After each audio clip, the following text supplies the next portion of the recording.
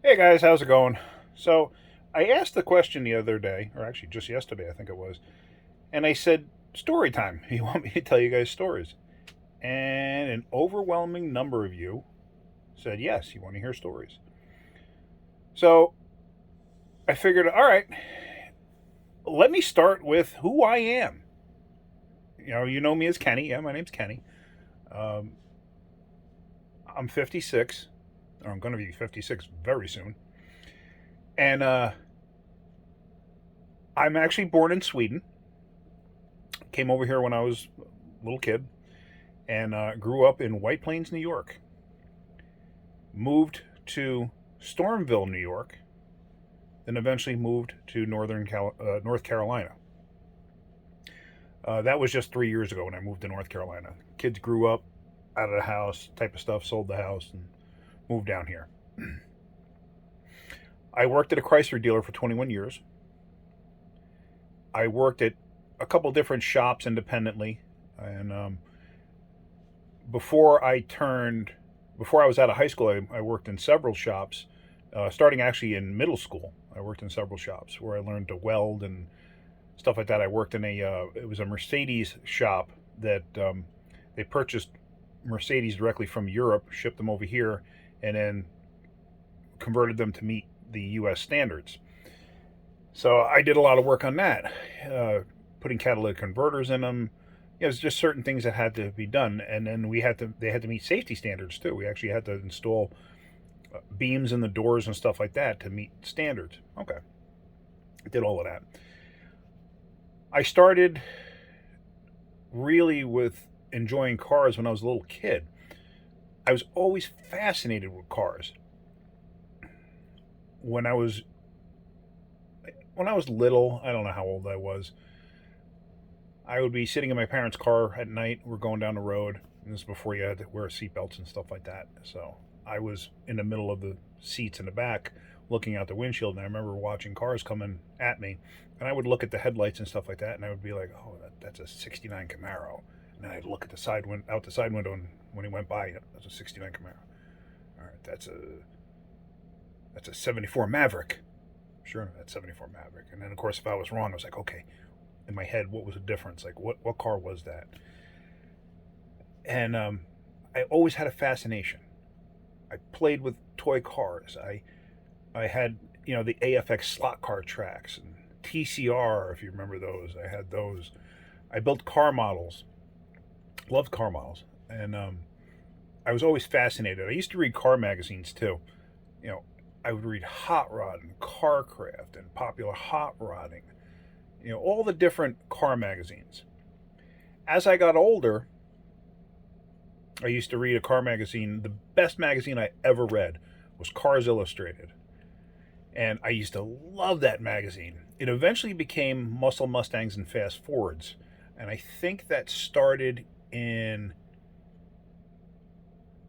late 80s, maybe 1990, something in that range. But that was my favorite magazine. I still have a couple of issues. And my favorite writer in there is a guy named Tony DeFeo, and you'll see him. He has his own channel called Uncle Tony's Garage. I'm sure some of you know the channel. I used to love his writing because he had a certain snarky, a certain sarcastic way about him, and I always found it enlightening. Little did I know he was just a couple of years older than me. He's not much older than me, and he actually lives. He was from New York City, if I'm not mistaken, or like Long Island area, possibly, if I remember correctly. But he actually lives in Tennessee now. One day I'm going to go see him. I will consider him one of my heroes. I watch his channel. I do enjoy him. So Uncle Tony's Garage, check him out. He's a big Mopar guy, but he's very knowledgeable with a lot of different things. He's very old school. He likes things that are analog. Points ignition and stuff like that. Very analog type stuff. He doesn't. He knows other things, but that's his preference. So anyway, um, when I was 9 years old, roughly, my dad purchased a go kart for me, and it didn't run. It was in boxes, if I remember correctly, and we wind up putting it together and getting it running. Of course, he did most of the work. I just helped him at that time because I didn't know anything of what I was doing. When I was about 11, 12, I bought my first motorcycle. Or I should say, I received my first motorcycle. I got it from my cousin. My cousin had taken it apart, couldn't get it running, gave it to me because he knew I would tinker with stuff. I actually got the thing running. It was one of those old Hondas. I don't remember what they. It was a 70cc. The motor underhung the chassis, so there was like no protection to the motor. It just underhung the chassis, one cylinder, and the gas tank was part of the upper frame. I don't remember anything else about it, but it was a Honda. And I remember when I was tinkering with it, my dad had wound up going to the local Honda place. It was actually called House of Honda in White Plains, New York. And he picked up a service manual for me. So I used that, and I actually got the thing up and running. Fast forward a couple of years, I bought another motorcycle, mini bikes, stuff like that. And then when I was about 14, my parents gave me their 73 Volkswagen Beetle. The car was tired. It was trashed out by now, and it still ran. So in the driveway, I used to do burnouts with it in the driveway and stuff like that. And I took it apart just because I wanted to see what was involved and stuff like that. I never got it back together, but I took it all apart, got the motor out of it, transmission out of it, and everything else. I was a newspaper boy in White Plains, and I had on my paper route, I remember going, and I happened to look down this one driveway one day, and the car wasn't there before. I know that for a fact. But I went down this, and I looked in this driveway, and here I saw this baby blue car down the driveway, and I was like, what is that? That thing looks cool. And as I got closer, I was like, that's an AMX, a 69 AMC AMX. But then I realized as I got closer, no, that's actually a Javelin with an AMX grill. You AMC guys know exactly what I'm talking about. There's a difference just in the grills. I mean, there's a difference in the cars, but there's a difference in the grills. But from the front, they look the same if they had the same grill. If you had a Javelin grill and an AMX, from the front, it looks the same. If you had an AMX grill and a Javelin, it looks the same, regardless. So I wound up buying that car, and that was my first hot rod. And I did a cam in it. I did a 4-barrel on it. I did headers on it. And the car actually ran pretty darn good. I will give it that. It was a 290 automatic, and it ran good. The car was, for the time, the car was pretty fast. It was one of the faster cars in our town. From there, I just got into other stuff. But anyway, I started working at this shop right out of high school. And like I said, I had worked in several shops before then, but this was my first real job, I would say, where I 8 to 5 with a lunch break and stuff like that, and days off. And this is my first real job like that. And I got the job, and they hired me as like a helper in the shop. And they quickly realized that I wasn't your normal 17-year-old that liked to tinker with cars. I actually knew stuff, or if I didn't know it, I could easily look at stuff and figure it out. And I've always had that ability. I could look at stuff and figure it out. So I worked with Tommy and Dick. They were the owners, and Rich was the mechanic. There was only 3 of us. It was a 3-bay shop, small place, but it was a great place to learn how to first start working on cars. And there were had some good customers there and stuff like that. I couldn't ask for a better place to really start my career, so to speak. From there, I actually bought my own shop, or I should say, I bought an existing business, and it was a Sunoco gas station. That's another story. But I only had it for 7 years, and I wound up losing the lease. So that went by the wayside, and that's when I started working at a dealership. But anyway, when I was at the shop with Tommy, Dick, and Richie, the name of the place was North Broadway Auto Service. And they had a good reputation. And I think that's really where I learned about honesty and integrity, because Tommy and Dick really stressed honesty and integrity. They really did. Fair pricing, everything like that. And they had a good reputation and they had a good following. Tommy stayed in business for many years. I know his shop is still there. I don't think he still does it anymore. I don't know whatever happened to Tommy after that. Last time I heard from him was maybe 10, 15 years ago. So, but when I was at the shop, funny story. One day, Richie had brought his sister's car in, and if I'm not mistaken, it was a Chevy Chevette. He brought her car in, and she was complaining about something. So he asked Tommy, he said, let's go for a ride in my sister's car. I want you to listen to this. I want you to tell me what you think. Okay, so now I wasn't there for the car ride, but I was there for what happened when they came back, and then I learned what happened on the car ride. So they leave. Dick and I are in the shop doing whatever. Next thing you know, here comes the car flying back into the parking lot, locks the brakes up, skids to a stop. The doors go flying open.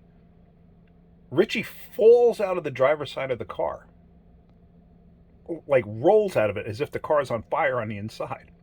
Tommy comes out of the other side and he's screaming, holding his face.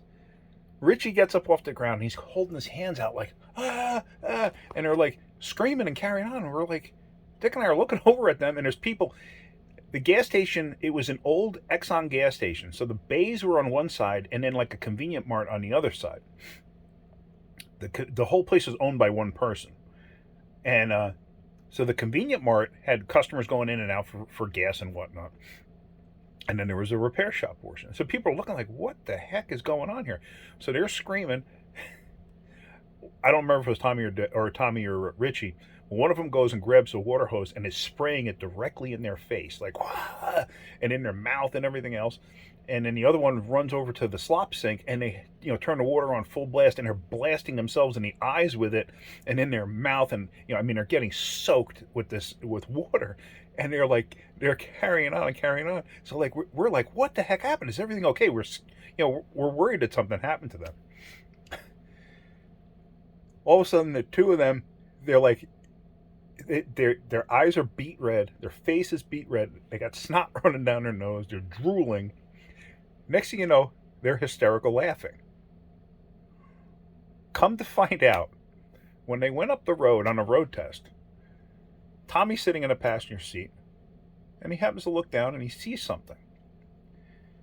There's a little cubby there. I don't know if it was in the front of the console or whatever, but there was a little cubby there, and there was something there. So Tommy picks it up and he goes, that's a weird lighter. And he pushes it. It was mace. Sprayed him directly in the face with mace. Sprayed himself. So of course, when he hits it and it sprays, his shock, he winds up holding it down and he pulls the thing away from his face. And as he pulled it away, he probably did it with his right hand, but as he pulled it away, it sprays Richie in the face. So how they didn't crash the car, who knows? But if Richie, if you're watching this, I will never forget that day. That was beyond hysterical. Like at first we were shocked. We thought something bad happened. But then afterwards, that became the brunt of a joke for quite a while. And it's just, if you're working on somebody else's car and you don't know what something is, don't touch it. It's all, just be mindful of that. That was good. I got a million stories. Hopefully you like that one. I figured let me introduce myself, let you know who I am, how I got to be where I am. But I figured let me stop there because this whole thing can go on for quite a long time.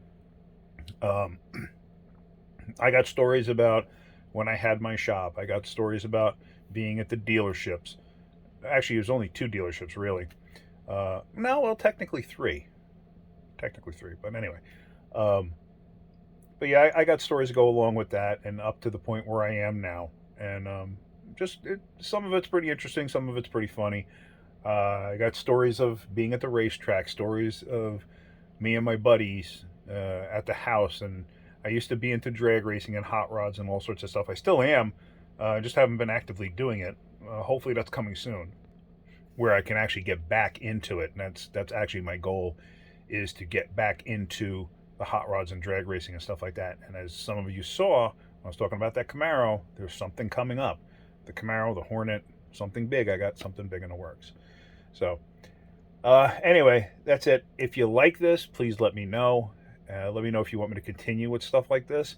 I figured I didn't get a chance to make any kind of a video today. I was helping somebody out today that needed my assistance, and it kind of consumed the majority of my day, so I never really got to the shop to do anything.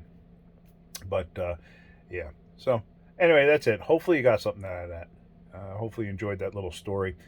And like I said, if you want to hear more, let me know. You can reach me at wrenchingwithkenny@gmail.com.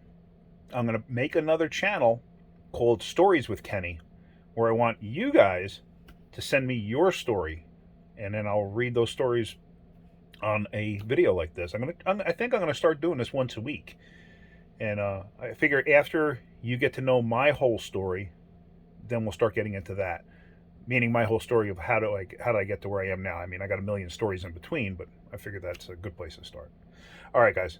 So hopefully you got something out of it. If you did, hit that like button. If you could, please subscribe. Tell your friends to subscribe too. I'd really appreciate it. If you want to share my videos, go right ahead. You know, I'd appreciate that too. All right, so that's it, guys. Hope you have a great night. Hope you had a great weekend. Keep wrenching.